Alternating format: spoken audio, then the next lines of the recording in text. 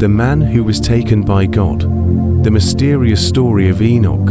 Imagine living in a world where violence was spreading, wickedness was becoming normal, and humanity was slowly forgetting the God who had created them. Yet in the middle of that darkness, there was a man who chose to walk in a completely different direction. His name was Enoch.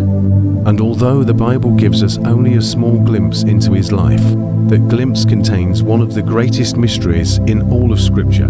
Enoch lived in the generations after Adam, during a time when the world was becoming increasingly corrupt.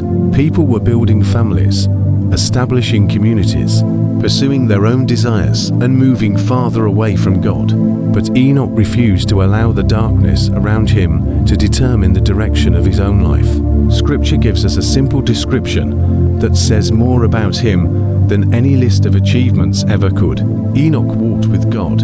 If you enjoy cinematic journeys through the hidden and mysterious stories of Scripture, subscribe to Bible Story Vaults, because today we are entering the strange story of a man who walked with God for hundreds of years, and then one day he simply disappeared.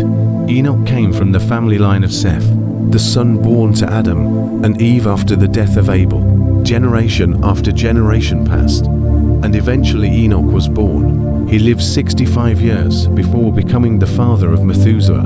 And after that moment, Scripture says something remarkable. Enoch walked with God for 300 years. 300 years is almost impossible for us to imagine. It means Enoch did not simply have a brief season of faith. He spent centuries building his life around his relationship with God. He watched generations grow around him. He saw children become adults. He experienced the changing world around him. And through all of it, he continued walking with God. But what did that actually mean? Scripture does not give us a detailed description of Enoch's daily routine. It does not tell us what his house looked like, what his occupation was, or what he did during every ordinary day. Instead, the Bible focuses on the one thing that mattered most. Enoch lived in fellowship with God. He trusted him, followed him, and remained faithful in a world that was becoming increasingly wicked. And Enoch was not simply a man who kept his faith hidden. The book of Jude tells us that Enoch spoke a warning to the people of his generation. He proclaimed that the Lord would come with countless holy ones to bring judgment against ungodliness. That means Enoch was willing to stand in a corrupt generation and speak about God's judgment. He knew that evil would not continue forever without consequence. Imagine what that must have been like. Surrounded by people who had little interest in listening, living in a world where wickedness was increasing. Yet Enoch continued to speak, continued to walk, and continued to trust God. He could have looked around at everyone else and decided that following God was no longer worth the cost. He could have convinced himself that darkness was simply the way the world worked, but he did not. Enoch kept walking. And then something happened that would make his name unforgettable. Genesis tells us that Enoch lived 365 years, and then comes a sentence that seems almost too simple for such an extraordinary event. Enoch walked with God, and he was not, for God took him. There is no dramatic battle described, no illness mentioned, no final disaster recorded. The Bible does not tell us that Enoch was surrounded by enemies. It does not describe his final conversation with his family. It simply says that God took him, and centuries later, the writer of Hebrews explains that Enoch was taken so that he did not see death, because he had pleased God. This makes Enoch different from almost everyone else whose death is recorded in Genesis. The people around him eventually died. Generation after generation passed away. But Enoch's story ends differently. One day he was walking with God, and then he was gone. Imagine the questions that may have filled the minds of the people who knew him. Where did Enoch go? What happened to him? Why did God take him? What did Enoch see? Scripture does not answer all those questions, and perhaps that is part of the mystery God intended us to carry. We are told enough to understand the meaning of Enoch's life, but not enough to satisfy every curiosity. And maybe the greatest mystery is not how Enoch left this world, but how he lived in it, because Enoch did not live in a perfect world.